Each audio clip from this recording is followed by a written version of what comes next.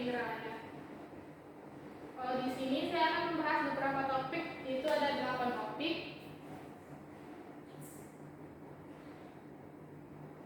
Topik yang pertama adalah sistem penambangan. Sistem penambangan sendiri ialah suatu cara atau teknik yang dilakukan untuk membebaskan atau mengambil endapan bahan galian yang mempunyai arti ekonomis dari batu hidupnya untuk diolah lebih lanjut sehingga dapat memberikan keuntungan yang besar dengan memperhatikan keamanan keselamatan kerja serta meminimalisir dampak lingkungan yang ditimbulkan. Selanjutnya adalah pertambangan. Pertambangan sendiri merupakan disiplin ilmu yang meliputi eksplorasi, prospeksi, studi kelayakan, penambangan, pengolahan, dan penjualan dari mineral dan batu berharga yang memiliki nilai ekonomis. Tadi pertambangan sendiri adalah ilmu yang menentukan metode rencana berupa desain tambang berdasarkan hasil eksplorasi dan studi kelayakan yang dilakukan. Tahapan dari perencanaan tambang itu adalah yang pertama prospeksi, eksplorasi, pengembangan, eksploitasi, dan reklamasi. Jenis penambangan itu ada 3. Yang pertama itu tambang terbuka, tambang bawah tanah, dan tambang bawah air. Yang tambang terbuka ialah sistem penambangan yang operasi penambangannya dilakukan di atas permukaan bumi atau mendekati permukaan bumi, di mana pekerjaannya bersentuhan langsung dengan udara luar. Sedangkan tambang bawah tanah ialah metode penambangan yang segala kegiatan atau aktivitasnya dilakukan di bawah permukaan bumi dan tempat kerjanya tidak bersentuhan langsung dengan udara luar.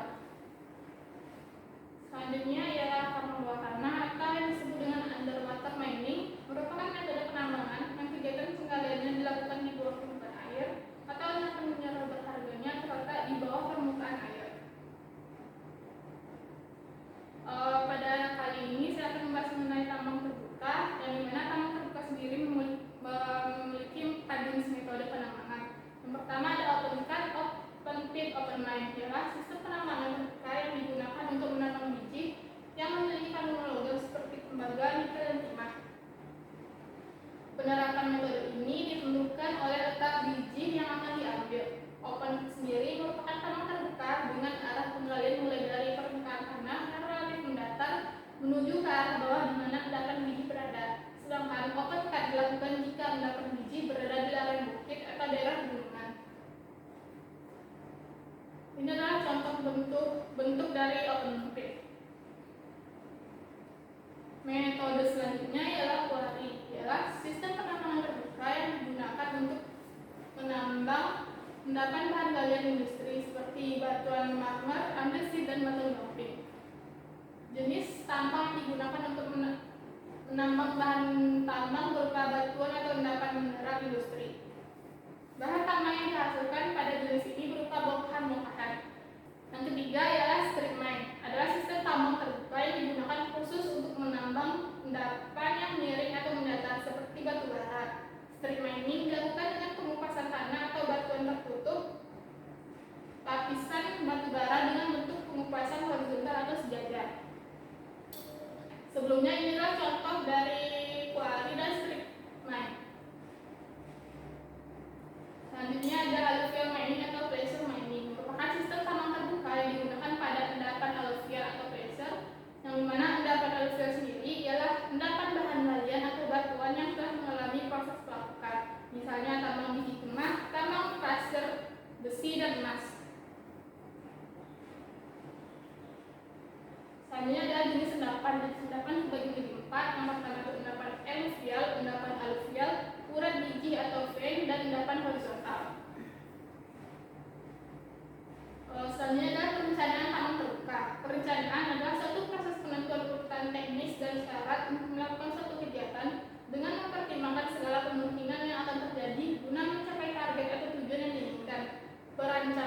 Perancangan merupakan proses perencanaan tambang yang berkaitan dengan masalah atau pertimbangan geometri. Perencanaan tambang terbagi menjadi beberapa tahap, yaitu tahap eksplorasi endapan bahan galian, konseptual, pembuatan desain tambang, dan terakhir yaitu tahap evaluasi. Berdasarkan waktunya, perencanaan tambang terbagi menjadi 3. Yang pertama itu perencanaan jangka panjang yang waktunya lebih dari 5 tahun, perencanaan jangka menengah yaitu waktunya 1-5 tahun, dan perencanaan jangka pendek yaitu waktunya kurang dari 1 tahun. Selanjutnya ada desain pit. Desain pit merupakan salah satu aspek penting yang harus dikaji dalam rancangan penambangan.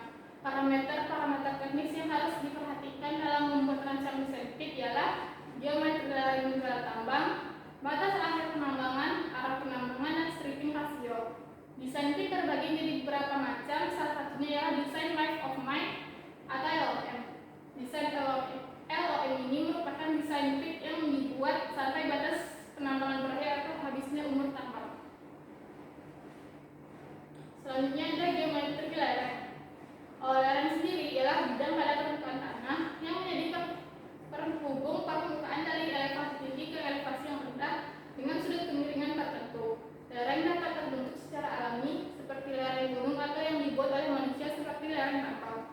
Parameter yang diperhatikan pada pembuatan geometri lereng tambang terbuka ya lebar lereng, tinggi lereng, dan sudut kemiringan lereng yang dimensinya dipengaruhi oleh beberapa hal seperti sifat fisik dan mekanik material penyusun lereng, pemilihan alat berat, kondisi geologi, harga produksi, dan lainnya. Yang selanjutnya adalah kestabilan lereng. Kestabilan lereng adalah hal penting yang harus diperhatikan saat membuat suatu desain tambang terbuka karena membawa pengaruh dan dampak terhadap keselamatan orang yang bekerja di area lereng, juga terhadap sarana dan prasarana yang ada. Lereng dalam kondisi tidak stabil akan menimbulkan beberapa kerugian, salah satunya menghambat atau menghentikan kegiatan operasi produksi, dan pada kondisi terparah dapat menelan korban jiwa. Faktor yang mempengaruhi kestabilan lereng itu adalah 5. Yang pertama itu bidang strukturnya, yang kedua tekanan air pori, yang ketiga geometri lereng, yang keempat parameter nilai properties material penyusun lereng, dan gempa. Sekian hasil dari presentasi saya, terlebih dan kurang saya mohon maaf.